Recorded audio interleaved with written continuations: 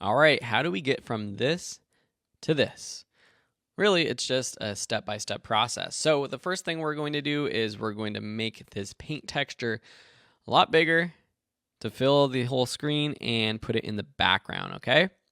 And I'm going to turn off this bokeh texture. Bokeh is that blurry background. It's a Japanese term for how lights appear back here, the bokeh. So we're going to turn that off. And what we're first going to do is make a selection for our floating man. So let's go in here. I actually liked using that object selection tool with the lasso that I showed you before. And we're just going to click and drag around our dude. And I can't see down there, but hopefully that was a good selection. Photoshop knows what we're doing. And yeah, it does a pretty good job. I'm going to go into our select and mask. You can see that it selected in between the legs. So we're going to go in there.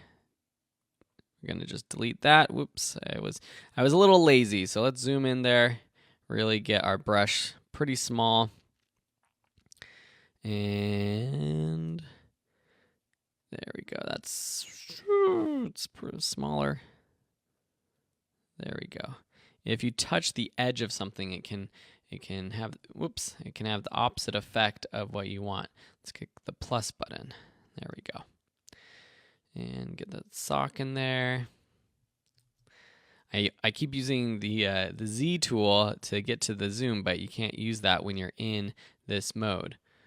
So this is looking pretty good. Let's make sure that we have our smart radius is on, so that's good. Let's go in here and clean up his hair. So if we take our edge brush tool, our refine edge brush tool, and we just go over the edge like this. It's gonna do a pretty good job refining that hair. It looks like his shirt there was not selected, so we're gonna use our regular selection tool, quick selection tool, to color over there. Okay, his hands. This is another area where the edge selection might be a good tool to just brush over there, like so. Yep, that looks pretty good. Let's go over to his other hand. There we go, pretty good. Let's go back to our selection, make sure that his palm right here is selected. It's tough because you're kind of doing opposite things. You're telling Photoshop, I want this part of the image, but not this part. And Photoshop doesn't really know consciously that this is a hand. It just knows that there are specific colors and exposures that you're looking to get. So let's go here, use our edge brush, make sure we paint over our shoelace there, maybe right here in the middle. Let's make sure this pant leg is selected. A little too much. Undo that. Get a sock. Now edge selection. So it's kind of this back and forth selection and making sure it looks pretty good. Oh, part of his pants got there. Oops, a little bit too much. I hope you're enjoying these tutorials and especially these projects. I know as when I was learning Photoshop and when I learn any app, I like to watch tutorials like this, full-length tutorials. Let's go in here and make sure his hair is selected. Great. Sometimes when you're using the edge selection or edge brush, it removes things that you don't want to be removed. All right, so now we have our selection. Let's go in and we're just going to turn this into a layer mask and click OK. So now we have our dude right here floating in space. We're going to make him a little bit bigger though. Floating in the middle of our image. All right, the next thing we're going to do is play with this bokeh texture. What I want to do is increase the size of this so that the edges overlap the edges of our canvas. Then what I'm actually going to do is drop this into a layer mask and kind of erase parts of it. So with our brush, I'm going to make it super big, make sure the hardness is at 0, and then just with the black brush. So press X, or make sure your brush is on black right there with our selection over there. You can brush on like so. And if you got too much, if you erase too much, I can switch to white, select on, X, brush off, that kind of thing. So getting kind of a texture like that. And I want to duplicate this layer, so I'm just going to drag it down and actually rotate it. So there's different ways you can rotate. Woo! Let's undo that. There's different ways you can rotate. Let's zoom out. One way is just with your move tool and then hovering over the edge. We saw this. You can actually rotate, and I'm holding the shift key to lock it to the sort of every 15 degrees. Another way to do sort of a rotation or to flip it is to go up to Edit, Transform, and you can either do rotation, or if you scroll down, it's hard for you to, I know you can't see it on here, but down below there's an option for flip vertical, and what it does is it flips completely vertical. It mirrors the image. So what you would actually have to do then is go transform, flip horizontal as well. But either way, you can kind of get the same result. But I just wanted to show you under the Edit Transform tools, you can get these options here as well. So I'm just going to rotate 90 degrees up here, and I'm going to put this one behind his head. So he's kind of floating in space in between these different bouquet layers. I'm also going to erase a little bit more of this one on top, just so it's not a complete sort of match of what's on the bottom. Now pressing Command 0 to full match this to the screen size. I think the bouquet texture is a little bit too opaque. I'm going to drop the opacity to 75 for both of these. I think that's pretty good. Now, I also think we need to add a couple just abstract ellipses. So if we take our ellipse tool down here, if you don't see it, it probably looks like a rectangle tool. Just click and hover over this and go down to ellipse. And before we do anything, it might be best to choose our settings. You can also change these after. But first off, I'm going to turn off my stroke. So again, I know we haven't dived into the shape layers, but you have a fill, which is the inside of a shape, and the stroke, which is the edge.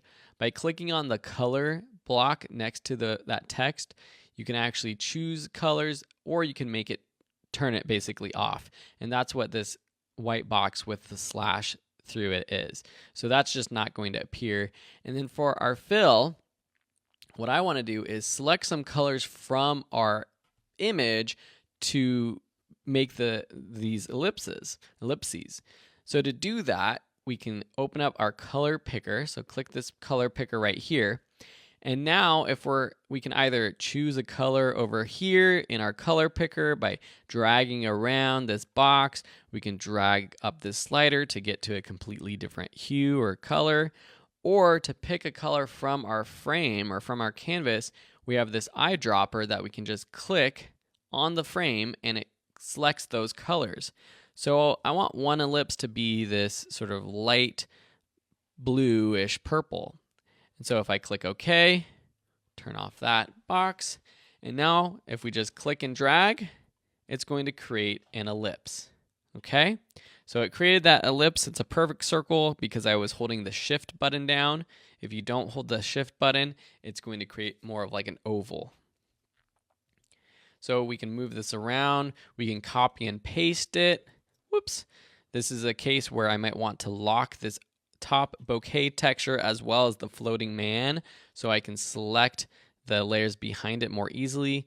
We can resize it.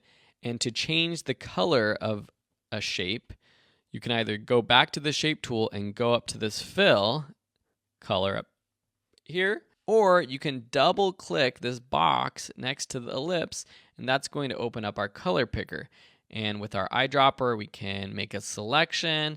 And say you like this, but you want it to be a little bit different, you can go back in our color picker window and adjust the color here. But clicking a color in your image is a good place to start.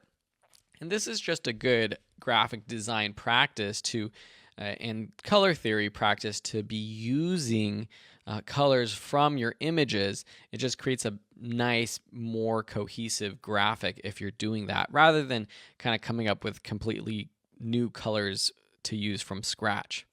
So what I'm doing with these ellipses is basically creating like a fake bokeh effect. Now I'm going to make this sort of yellow. Now let's drag this down to yellow so it is more of that yellow, and that's looking pretty good.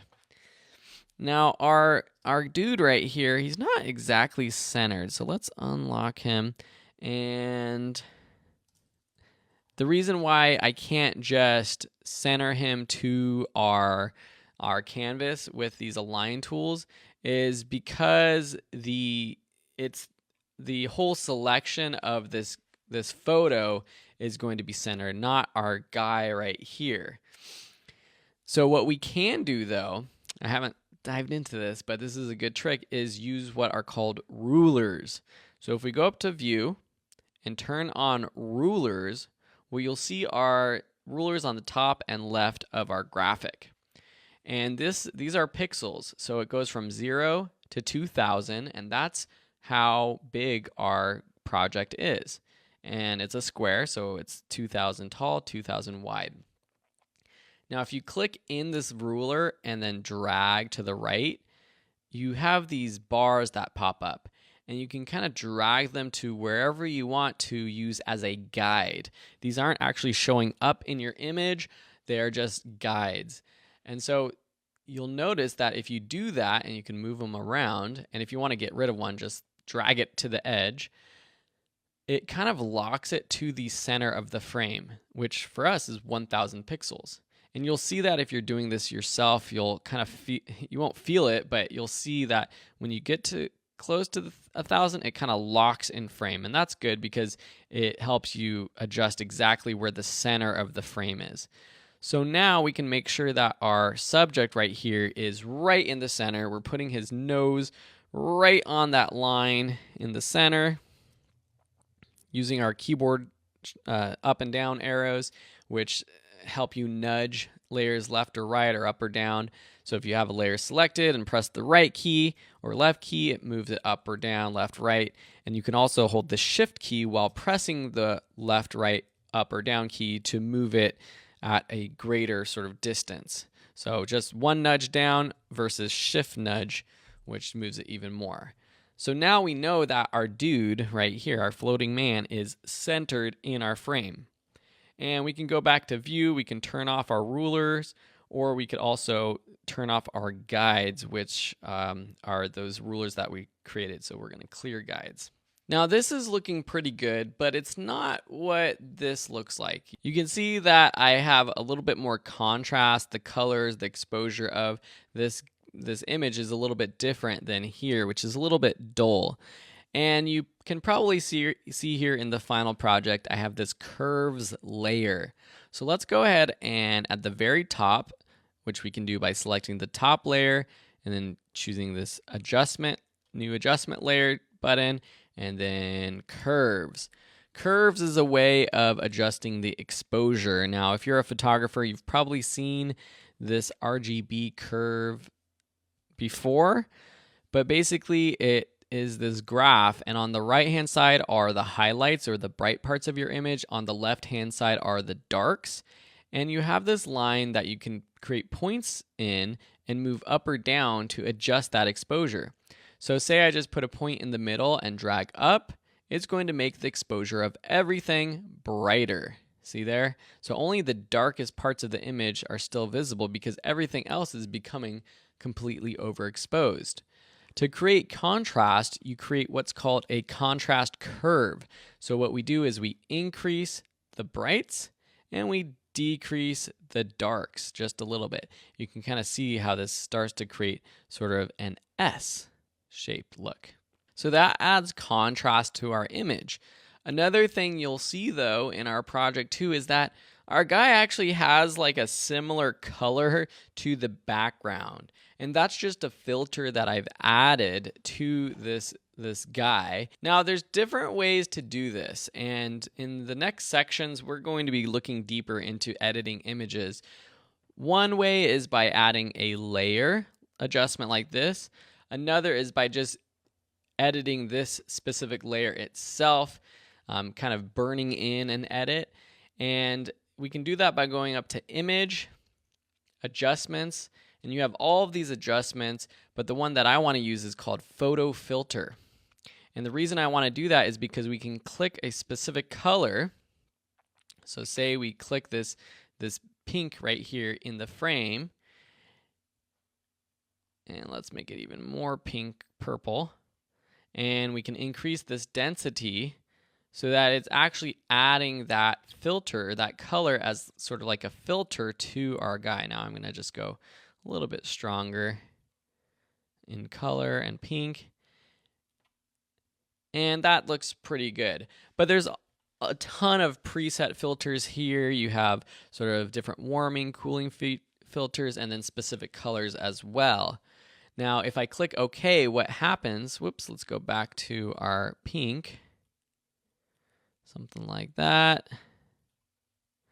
Drop our density. Something like that. That adds this as a smart filter to this specific layer, okay? So this is also an update in Photoshop. What this used to do was actually burn in this edit to this photo, and you couldn't undo it really, but now you can actually undo these layers because they are smart layers, which is pretty cool. So now we have a more cohesive image with our guy, with the colors, super abstract as I mentioned, but I think pretty darn cool. And to know that you could create this early on in this course, I think is pretty darn awesome. So I think big congrats to you, props for coming this far. To know that you could do this early on in this course, I think is pretty darn awesome. As I've mentioned, we're going to dive deeper into a lot of these other things that I've done, like shapes and these filters. But that being said, I think you should be proud of yourself where you've gotten so far, and the skill set that you're building is increasingly becoming bigger, and you're going to be able to do more and more stuff in Photoshop throughout this course. So I would love to see your projects, see how they turned out. As always, you can post them on social media, tag me in them at Phil Ebener or at Video School Online. You can find links to all my social profiles on my website, videoschoolonline.com. All right, see you in the next lesson.